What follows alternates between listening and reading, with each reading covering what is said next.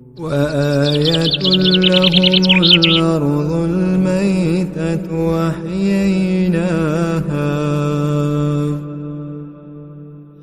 أحييناها وأخرجنا منها حبا فمنه يأكلون وجعلنا فيها جنات من نخيل وأعناب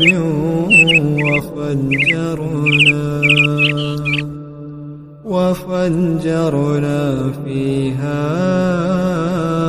من العيون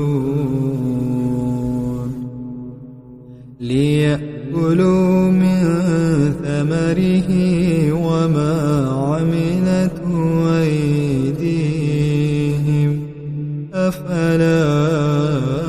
يشكرون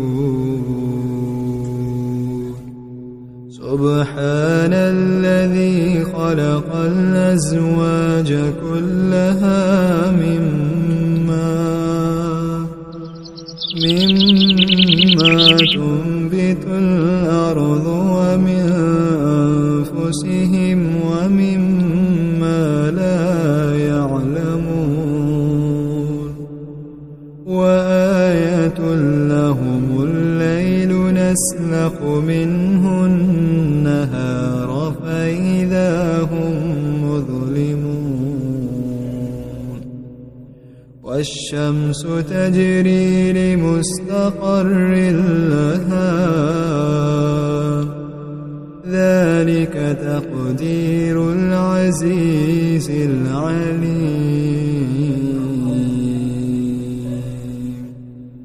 والقمر قدرناه منازل حتى عاد كالعرجون القديم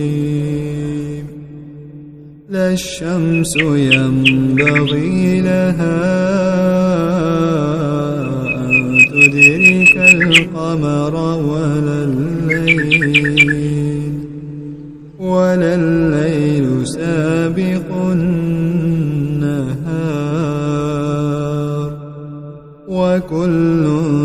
في فلك يسبحون وآية لهم أنا حملنا ذريتهم في الفلك المشحون وخلقنا لهم من مثله ما يركبون وإن نشأ نغرقهم فلا صريخ لهم ولا هم